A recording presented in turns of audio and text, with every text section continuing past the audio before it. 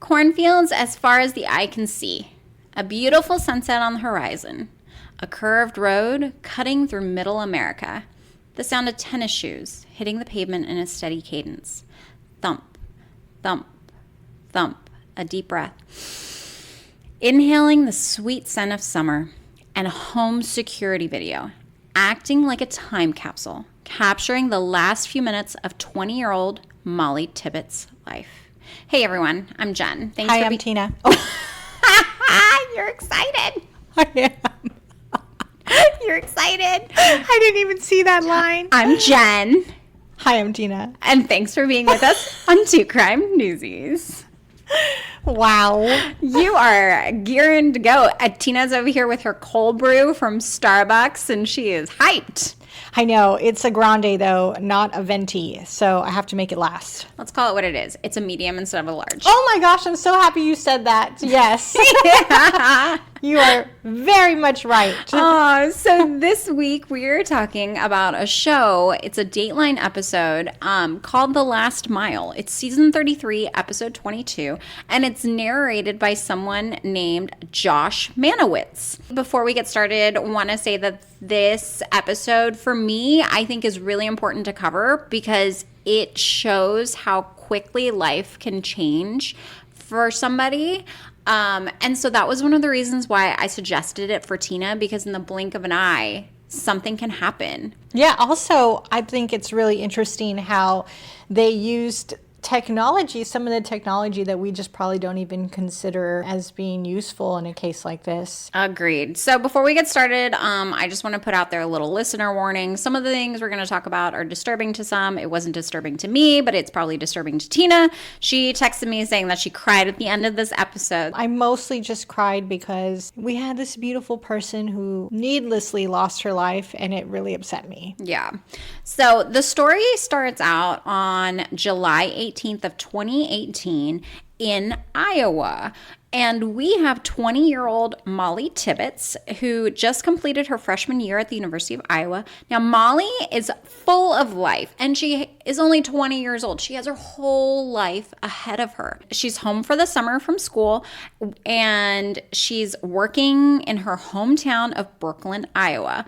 Now, her friends describe her as a ball of sunshine who loved being around kids. She was a Swiftie. She loved to run. And truly anything was possible for this young woman.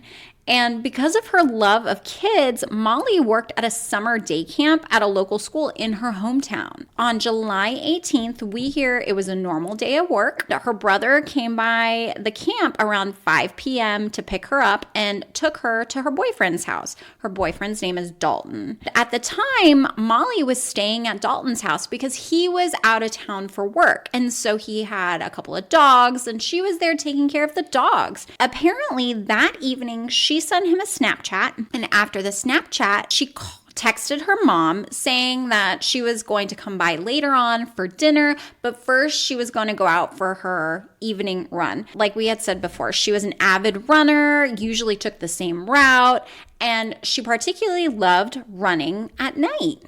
We hear from Mollie's cousin Morgan. The narrator describes their relationship as more like sisters, and I relate to this. I was an only child until I was in high school. Really? Yeah, so I spent a lot of my time with my cousins, and they feel more like sisters to me now. Morgan says Mollie goes running on a winding road on the outskirts of town. She says it's a beautiful road, surrounded by nature, and she also tells us that Mollie put her phone on Do Not Disturb, something she often did when she was out for a run. The narrator, Josh, asks Morgan if she had ever discussed any danger with Mollie about running at night.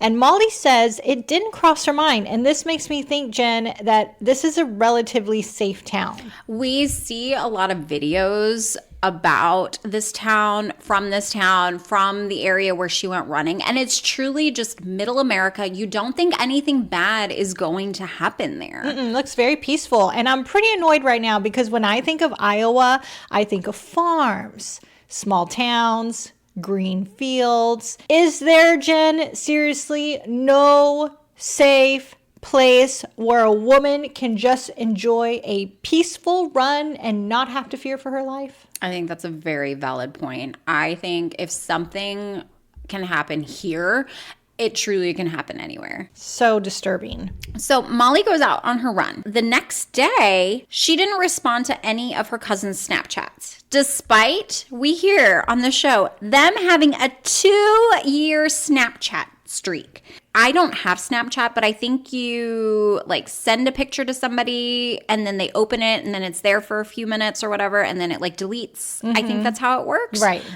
So they did this for 2 years. I think just kind of documenting their day-to-day life, which is kind of cool. At this point, Morgan hadn't heard from Mollie and she got worried. Mollie also didn't show up at her job at the day camp, which is a huge red flag. So they were exchanging Snapchats every day for 2 years, around 600 messages back and forth. Holy moly. And they're both aware of this Snapchat streak. They're proud of it. And so to suddenly break this 600 message streak, red flag. For Morgan, definitely. Morgan, not knowing where Mollie is, sets off an alarm, Jen, for everybody. Mollie's boss is calling Morgan to find out where she is. The rest of the family is calling Morgan when they discover she's missing. They understand that these girls have a close relationship. If anybody knows where Mollie is, it would be Morgan. And the family checks the boyfriend's house, but no one is home. Morgan is panicking at this point. It's been nearly 24 hours since anyone has heard from her. We hear that at 5:56 p.m., Mollie's family called the police after they couldn't get in touch with her. And we hear from a detective, Steve Kivy, who worked on the case, and he says they didn't know if she had a medical issue while she was out on this run, or if she'd been hit by a car, or if she had been abducted. They had absolutely no idea where Mollie was and what happened to Mollie. So at that point, police start putting together a timeline of when anyone had last contact with Mollie. And Special Agent Trent Valletta with the Sheriff's Department says that around 7 p.m. the previous evening, Mollie had texted her mom saying she was going to go for a jog and then come over for dinner. We had talked about that a few minutes ago. And we hear that Mollie was staying at Dalton's house, and police went over to Dalton's house, toured the house, and they found Mollie's wallet, all of her clothes, and no evidence that something bad had happened to Mollie in that house. So police started wondering, could her run have something to do with her disappearance? Christina Stewart, who is a local hairdresser, told police that she was driving on a road east of town. This road is known as the Blacktop. She was driving on the Blacktop the night that Mollie went missing, and she says she saw Mollie running around 8 p.m. And she knew that it was Mollie because she cuts Mollie's hair. So police were pretty certain that the last person to see Mollie had been Christina Stewart, the hairdresser. Christina also gives police a description of what Mollie is wearing, and that matches up. Detectives say the search isn't going to be easy. If she's injured somewhere, she could be in a ditch where the grass is waist high to chest high, and the cornfields are 8 to 10 feet high on both sides of the road. Definitely taller than knee-high by the 4th of July. I'm sorry, what?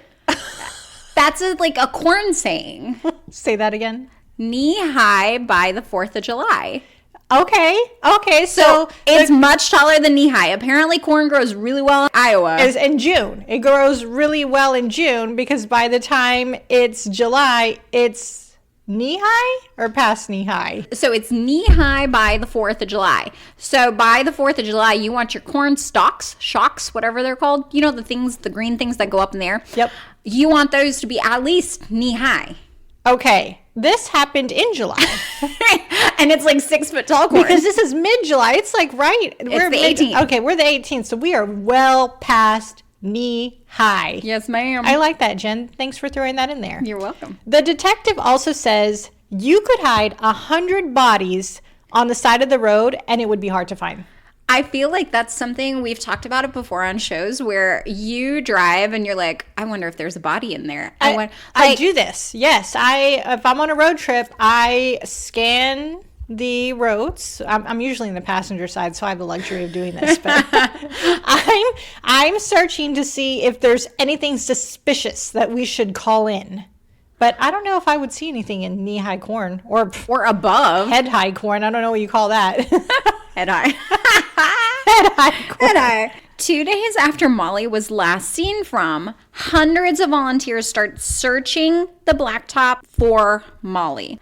There's helicopters. There's boats. There's people with four-wheelers. Hundreds and hundreds of people who wanted to help, which is pretty awesome. And we see video of people searching cornfields. I don't know if this is a recreation that they did for the show. It's actual footage? It's actual footage. Okay, actual footage of the search. And we can see exactly what the detective means when he says the search isn't going to be easy because these cornfields are super dense. Hundreds of bodies. It's crazy looking. You could take a couple steps in there and just completely disappear. Like, I'm talking 1 to 3 steps in there and nobody knows where you are. That's why they have corn mazes. Oh my God. Have you ever been in a corn maze? Those things are creepy. I have been in, I think it was a corn maze. Busch Gardens had one during their Halloween thing that they do, Hollow Scream. They had a corn maze. I don't remember if it was corn or hay, though, now that I think about it. There's a little bit of a difference there. It was a little panicky, you know? I do not like those. They creep me out. Yeah, the idea I'm of not being stuck, like, So while all this is going on, we hear that Mollie's phone was also missing. Police were able to clone her phone because they knew her password, which is so cool. I feel like this is such a genius thing to think of. And apparently, police say there was nothing out of the ordinary on her phone. Yeah, I had no idea you could do this. They went to a local store, I think they mentioned Walmart, bought an iPhone, and with her password, they were able to set up this new phone as if she were just transferring it to herself, like she just bought a new phone. That's pretty genius. I agree. I would probably never come up with that. I would never either. This is why we do true crime podcasts and we are not police. Yes. You know what I mean? Uh-huh. Yeah. Police started talking to Mollie's boyfriend, Dalton. And police say he had a very clear alibi. He was at a hotel about 2 hours away when Mollie was jogging, and they were able to rule him out. Yes, he was with coworkers at the hotel, so that story checks out. And also, they found video of him getting groceries at a Walmart in that town while Mollie was out jogging in her town. So they know he was nowhere near where she was. At this point, the FBI is called in. We hear from Supervisor Molly Ammond, who says she started looking at the Fitbit that Mollie was wearing when she disappeared. And why were they interested in the Fitbit, Tina? Because you can set up your Fitbit to store your running routes. That's so smart. Have you ever used Map My Run on your phone, an app called Map My Run? Do I look like I run? I don't run often either, but I've done it for fun. I did for a while there. I was jogging. I wouldn't call it running. My big thing is I don't like to sweat. I think sweating is nasty, and when you run, you sweat. I run if I'm being chased.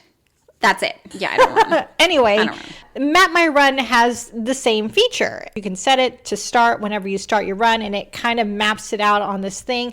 And it's, I guess, fun for people if they want to share it on social media. Like, hey, this is the run that I did. I don't do that because there's creepers out there who could follow you. I don't want people knowing my route. I just don't understand. Why do you want, like, you are literally running, so you know where you went. I think it's mostly like a catalog of the runs that you did, right? So you can go back and see, like, oh, look at that. Like, you know that you did 10 runs, right? But to visually see it, you could see, oh, look, I did these 10 runs in this past week. It's kind of cool looking. Okay, so anyway, they have this feature on Fitbit. It stores your runs. So even if they don't have the route that she went the night she went missing, they have access to her previous routes on her Fitbit. Okay. And as you know, if you run a certain route, you're likely to do it again, right? Yeah, I can see that. Right. So at this point, they think they're going to retrace her route. At this point, I think they're going to retrace her routes and see if they can find her near one of those routes. But that's not what they're going to do with this information. They are searching for something I don't think I would have thought of. Sex offenders. Correct. They are looking for sex offenders who live along Mollie's running routes. That's smart. I know. Again, I don't think we would make that leap. I would have never thought of that.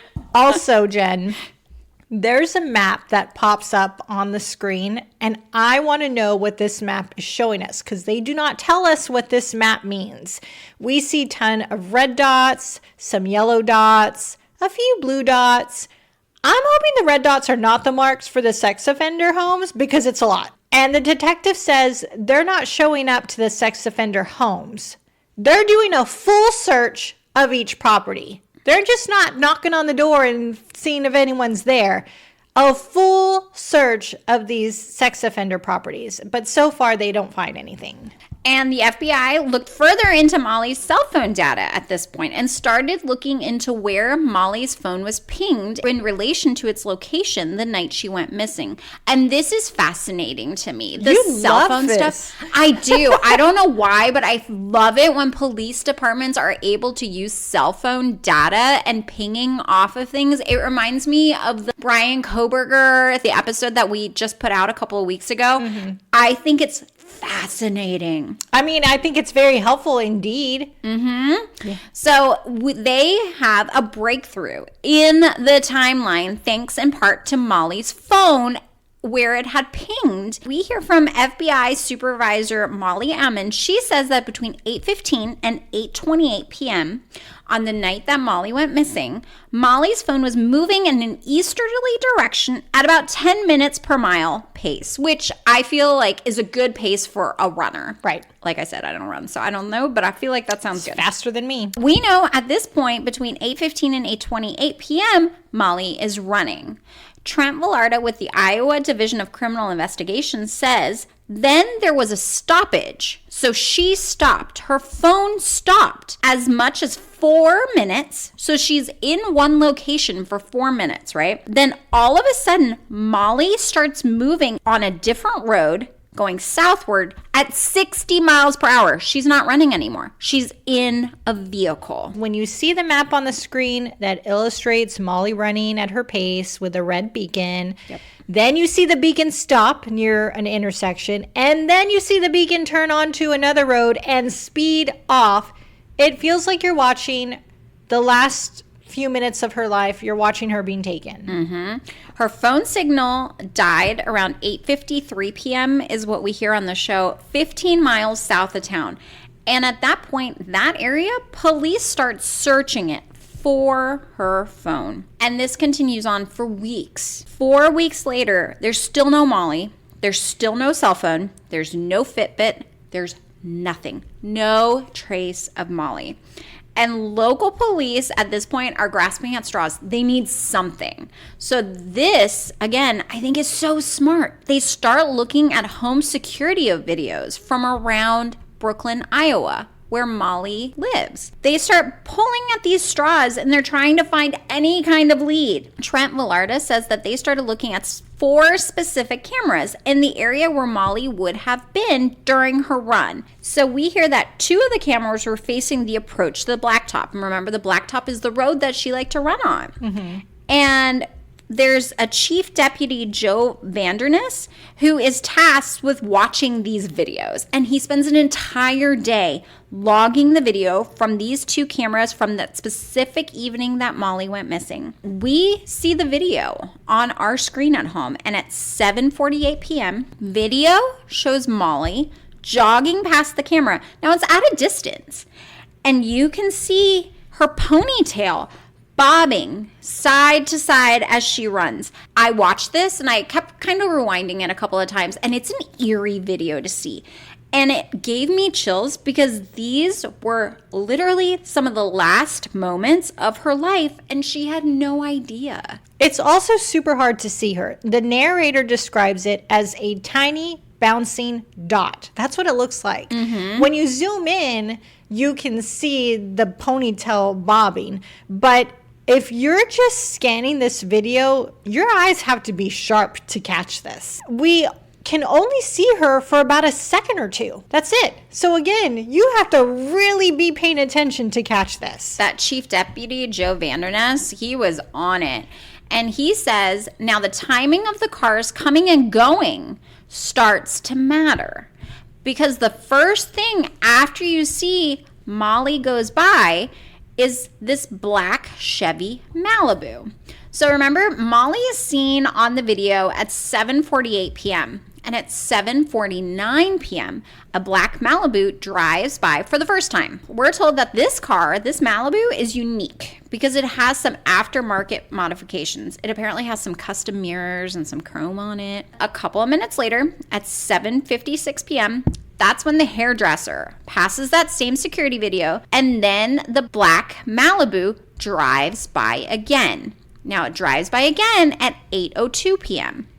And like I said before, this reminds me really of the Brian Koberger episode where he's circling the house on King Road the night of the murders in order to build up the nerve. In that episode, we had talked about it's like a lion on the hunt and he's hunting his prey. Mm-hmm. And at 8:10 p.m., that Malibu drives by again. Police were able to determine that the car is a 2008 to 2012 Chevy Malibu. Because Brooklyn, Iowa is such a small town, police knew that car was not from around town. Nobody who lived in town drove that car. And the car passes by 3 times past the camera.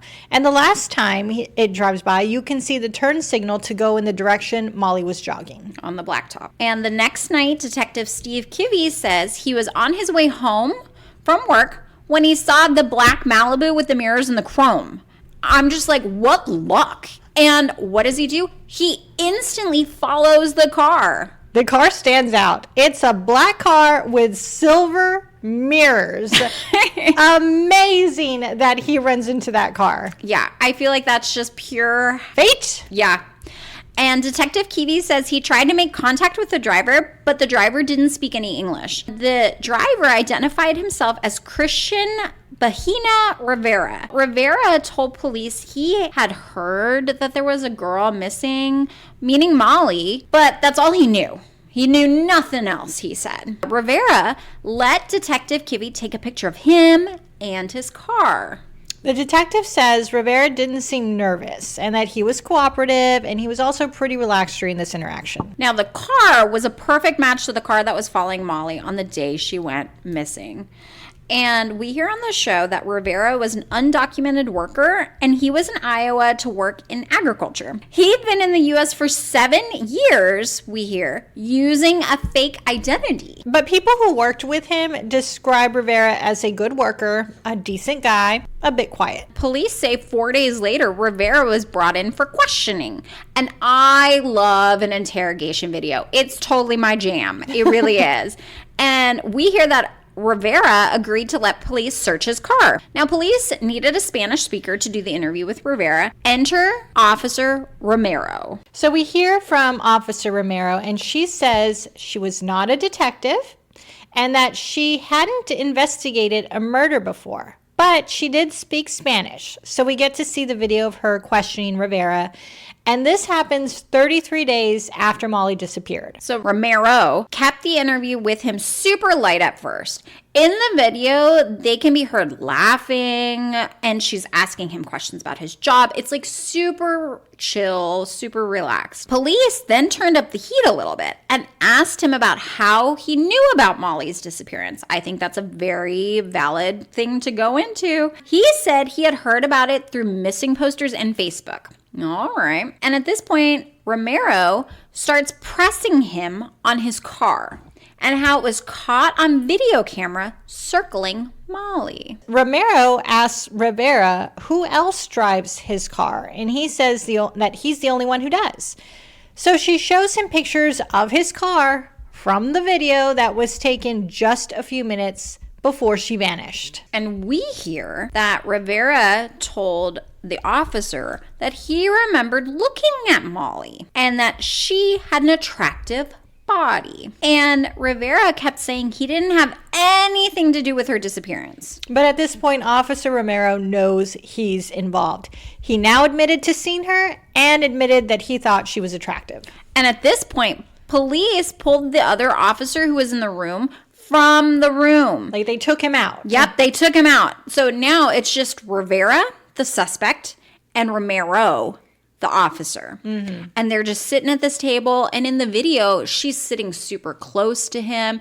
I feel like she's still trying to give him that like comfort, like it's okay. Talk to me. I did notice something interesting from the video. At one point when they're all three in the room, I wonder if they're doing good cop, bad cop. Because you could see a male officer questioning him and the officer is real close to him, like face to face. At one point when she's questioning him, she's on the opposite end of the table from him. So not as intense. Not as like intimidating. Right, not as intimidating. That's a good point. Yeah. So Officer Romero then got Rivera to crack. She says that he told her he saw Mollie. She smiled at him, and he decided to park his car about 100 feet behind her while Mollie was on her run. And apparently, Mollie was listening to music, so she was not aware that he was behind her, chilling. So scary. I know. And mental note here, don't smile at weirdos. Where anybody when they're driving, do not look friendly, look mean. Look pissed off. You're right, look mad. And also, Jen, I have these sunglasses. They're Bose sunglasses. This was definitely a splurge purchase. Like Bose speaker? Uh-huh.